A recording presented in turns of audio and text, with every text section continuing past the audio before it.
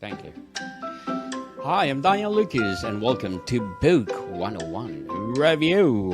Book 101 is all about the books that I read for the last 40 years. And today I have my special guest. He is the author of the book, The Leadership Blueprint, no other than Mr. Bill Gruber.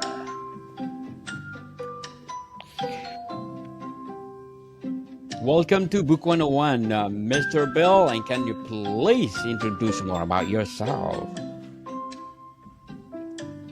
Thanks, Daniel. I am happy to be here. I have recently retired from a career in medical devices, having started out with Procter & Gamble before transitioning from selling soap to over to medical devices, and have worked with large medical device firms, and then ultimately worked with small venture-funded startup firms, and founded one of those. Some were successful, some were not, but throughout I have learned from some fabulous managers and also made many of my own mistakes, and ultimately had some great success by the end of my career in leading and managing high-performing teams.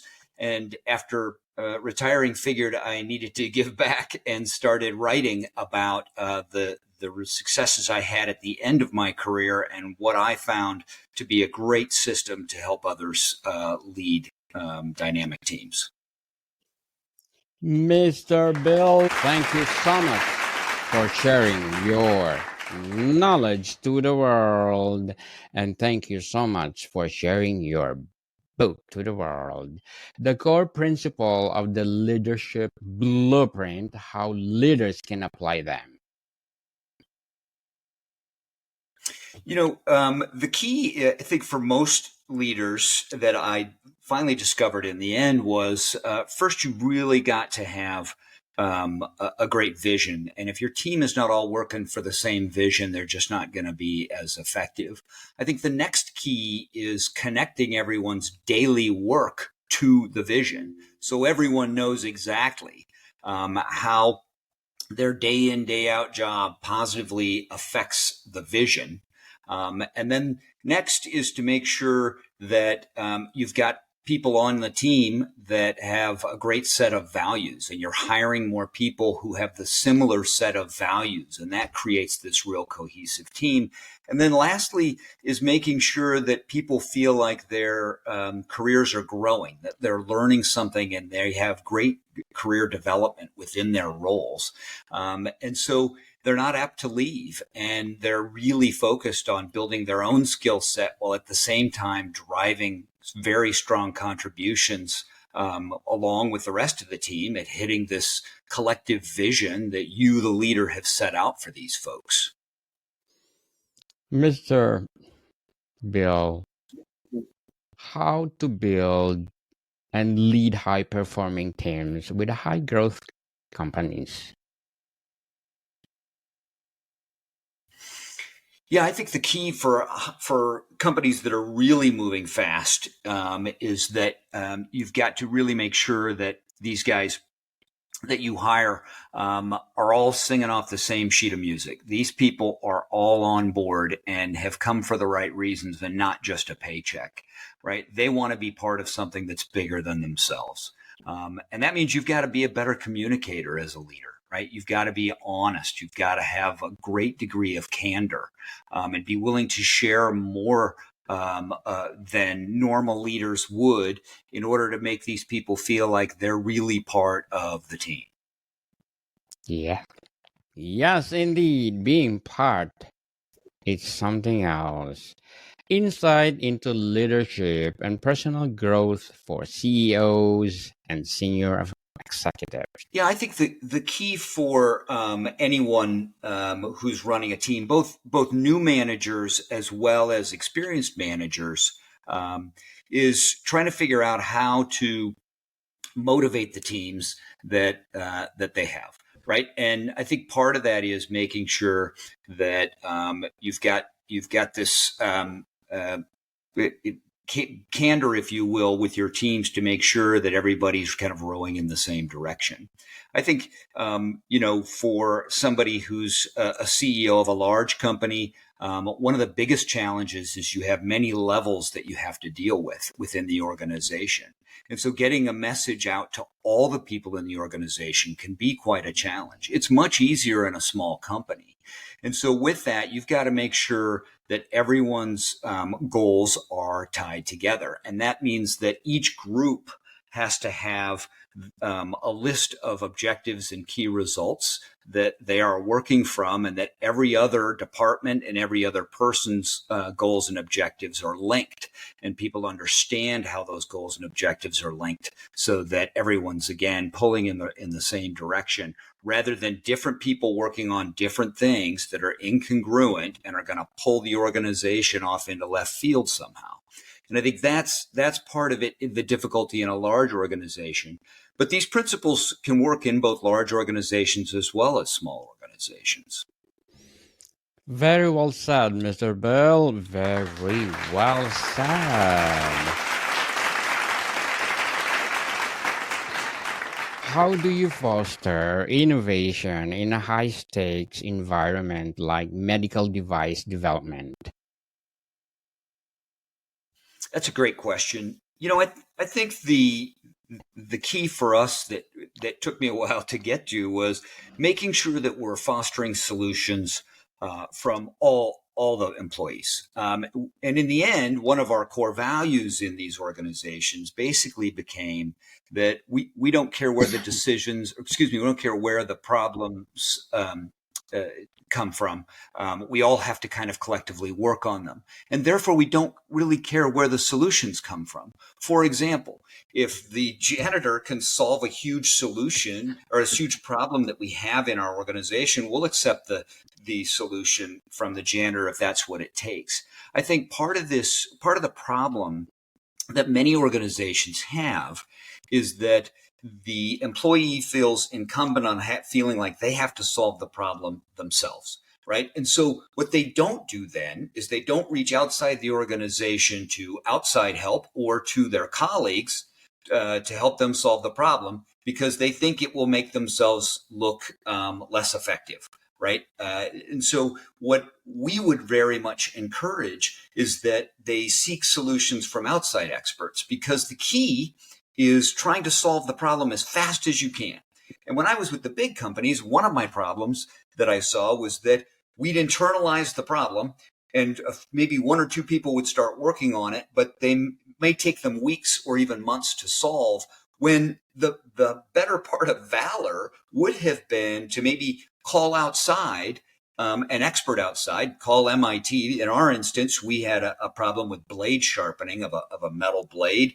And in fact, it was dulling really fast. And we ended up trying to solve it and failing. And so I encourage the engineers to reach outside and spend as much money as necessary to maybe call an expert on the topic. So what the guys did is they called a professor at MIT here in the Boston area, someone who knows this kind of stuff, down pat. And instantly, after 10-minute phone call, the professor says, well, you probably have an annealing problem, meaning that when you try to harden the blades and you put them in the oven, your oven heating is not uniform. And some blades are then not getting hardened, and others are getting hard. And once we knew that, and we changed the specifications on the oven, voila, our problem's fixed. Now here's a guy, we can spend weeks working on this one problem, but if your people are really, challenged to seek the solution from anywhere, outside the organization or not, these guys went outside, found the solution to the problem within 10, 15 minutes, and ultimately we had solved our problem. And, that makes a huge difference in an organization, small organization like ours. We're burning $20,000 a day. And if you get a 4-week delay because of one of these problems, and your people aren't empowered to go outside the organization, and you as a leader haven't empowered them to go outside the organization, that's a huge issue, right? So, but once they're empowered and you reward them, but with accolades, if they'll reach out to this expert at MIT who, boom, is solving the problem really fast, boy, then your group really feels like they can achieve greatness, right? They can really move. And so, as leaders, we need to make sure that our people feel like they're empowered to find solutions to problems. And honestly, all we as managers want when we hire anyone is problem solvers and decision makers, right? If people are really good at problem solvers and as problem solving and decision making, we're all going to win. We're going to win as a team, right? And so, we're not looking for people just to feel like they're doing the list of 3 things on their job they have to do every day. We want everyone in the organization, from the lowest part of the organization to the highest, feel like they're problem solvers and they can look outside the organization to solve those problems. Very well said, Mr. Bill. Very well said. Beautifully articulated. What are the most important qualities of a high performing team? The key for me is a team that communicates, right? And so if our teams are communicating amongst each other, right, and that can be difficult because everyone starts working in silos, and certainly that's more difficult across departments when people really are working in silos. So as a leader, one of the keys is to break down those silos and share with each individual department what the other departments are doing. And so in a small company, that can be pretty easy, right? So what we would do is we would have a whole company meeting every Monday. So every Monday, 9 a.m., the whole company comes in, we sit down, and my goal is not to be the talking head in the meeting. I'm there to shut up and listen, right? But what I need to do is prompt the team to make sure that engineering is telling marketing what the problems are. And marketing is saying, your problems may be real, but they may be perceived. The thing you're tripping over, for example, may not be important to the customer. So don't spend much time doing that. But if marketing always works in their silo and research and development's only working in their silo and they're not talking to each other, that's a problem. So as leaders, we've got to be able to get different groups to speak to each other in the organization so they understand each other's challenges and can help each other solve the problems. So how do we do that to make highly effective teams? We as leaders, you, Daniel, me, we have to try to break down these barriers that exist, these columns that exist between the various departments. And once we can get the groups to talk to each other and realize that we're all working for the same cause, we're going to end up in a far better place than if we don't do that. And we just try to manage the R&D team and hope they do their job and spit out a widget that marketing can then go sell, and then they spit out a widget that sales is going to go execute on. We want to make sure they're all talking along the way, and we're going to be far better off. Yes, indeed. Communication, people. Communication is the key to success. And Mr. Bill, as an author, what will be your short-term and long-term goals? Yeah, I think for me, I've already started writing my next book, which is more about how to manage your career. But it's got a ways to go yet. It probably takes some more months. But I look at my life in 3 parts, as kind of Andrew Carnegie said back in the day. That the first part is you're basically trying to get educated. The middle part of your career, you're trying to earn money, and then the last part of your career, you're trying to give back. And so now I'm in the last part of my career. And so my short-term goal is to get the next book written, and my longer-term goals is to hope. My intent is to try to give people advice that I wish I had when I was just starting out and along my career that would have made the journey less onerous. Right? Would have been the journey would have been less difficult than what I had to experience. Right? So part of it's the give back, right? Or as some people say, giving it forward. How can I help others? How can I help my kids? I have 2 kids in the working world. What would I say to them that they could do differently that would make their lives easier as they pursue their careers? Indeed, and good luck to your goals, Mr. Bill, and looking for more success. And what would be your advice for those people out there who want to write their own book? Yeah, it's a good question. I think part of it is, at least for me, was find something that you're really passionate about. And I'm very passionate about this because I discovered all these tricks that I write about towards the end of my career, and I wish I would have learned about them earlier. And so, as someone is, if you're looking at something that really gets you going and something that inspires you, then learn about it as best you can and try to figure out how best to simplify it and convey that to others who can really benefit from it.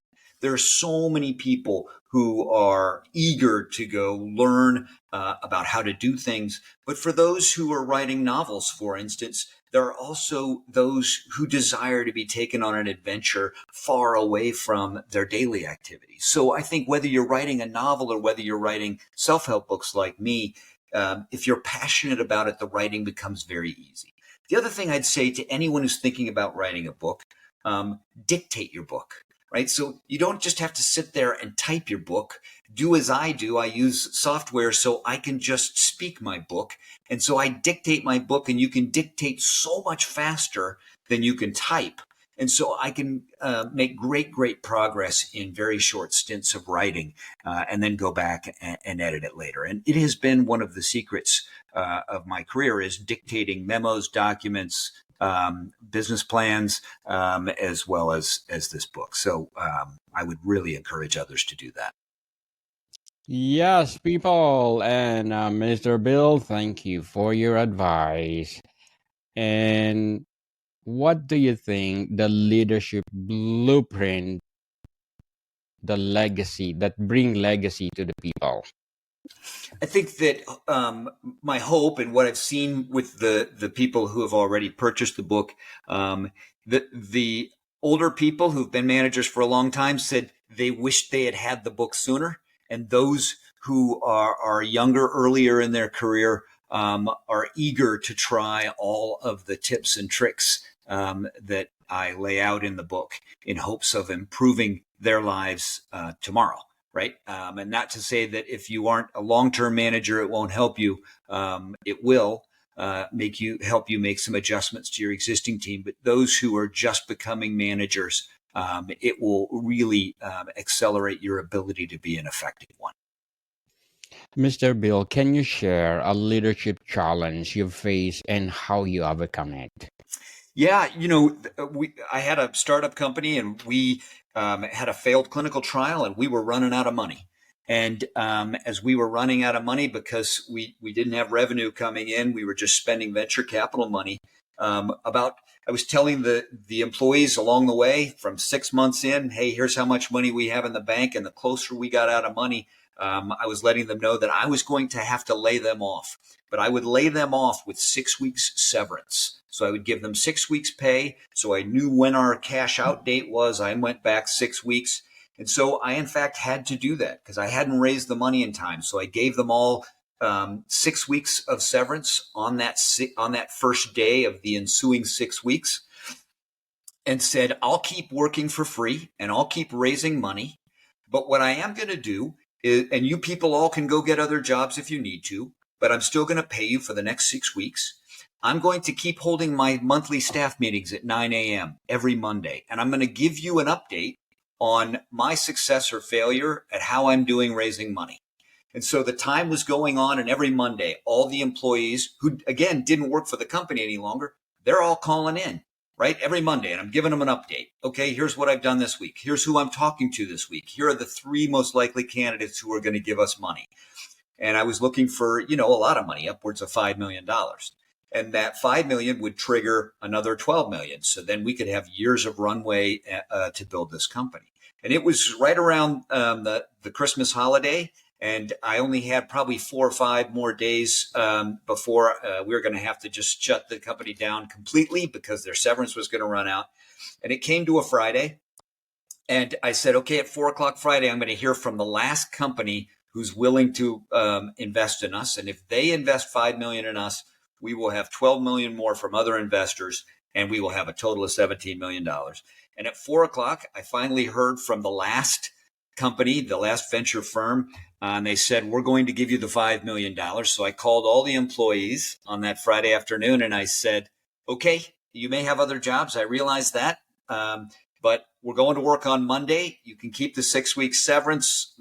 We've got money starting Monday. Show up to work. And they all came back. All the employees on Monday morning came back, with the exception of one who wanted to stay home with her children and not go to work, which is fine.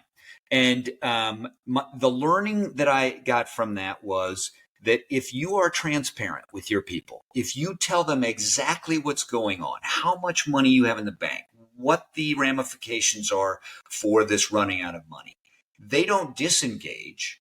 They're more engaged. They're more part of the program because they know exactly what's going on. They know the implications to themselves in this whole situation.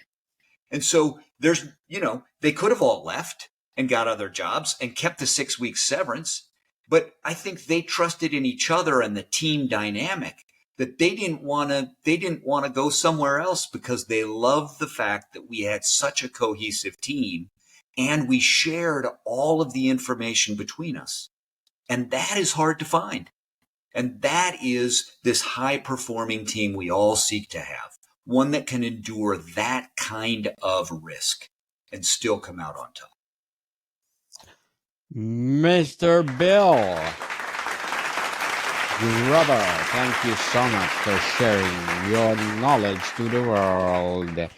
And very well said. Before we wrap up our discussion for today, Mr. Bill, I'm inviting you to please do listen to my other podcast, People, because my abstract essay is already in 5th season, abstract poetry in 2nd season, book 101 review in its 5th season, comedy 101 in 2nd season, food 101 in its 5th season as well, geography 101 and love letters are in 3rd season, and my baby podcast, mental health 101, movie 101 review and music 101 in its 4th season, and sex 101 and science 101 in its 1st season. Please do listen to them wherever you listen your podcast. Mr. Bill, if you could, or how has your experience as a general aviation pilot influenced your leadership style? Well, about 14 years ago, I was able to get my pilot's license and I fly regularly. And, the one thing that is really a parallel is hedging, right? It's making sure you have a backup plan for everything we do. And in business and in leadership, we always want to make sure we have a backup plan, right? And I think that as we lay out plans for our business, we can't assume that plan A is going to work. So we've always got to have a backup plan for everything we possibly do, is to take kind of these parallel paths. And if we do that, which we do in aviation, right? We always make sure we have a backup plan. We always make sure that there's multiple airports for us to land at. We always have a diverting airport to land to. We always have checklists that we're going through time and time again, even while we're flying. These things are great assets that we can use in our business world as well. So I think the biggest parallels there is the ability to hedge and make sure we have backup plans for everything that we're doing. Yes, people, we need a backup plan for everything for our success. Mr. Bill Gruber, thank you so much for sharing your book to the world, and we are looking forward for more and more and more empowering books like this to come. So can you please invite our listeners to support your book itself? Sure. If you go to my website, www.billgruber.com, you will find there a link to the book. But also, I have uploaded or you can upload from my site, if you will, a whole recruiting binder. It's probably 60 pages long. It's free. It's a Word document that you can customize and make your own. Just type in your email address and instantly you can download it. And it's all about hiring people with similar values to what you have. So I spent a tremendous amount of time creating this binder, and it's free to anybody who goes to the website and wants to download that and customize it for building your own high-performing team. Yes, people, let's support Mr. Bill Gruber because if you support him, more and more and more empowering books like this to come. So, Mr. Bill, thank you so much for your time. Thank you, Daniel. Really appreciate the time today. More to come, people. See you soon.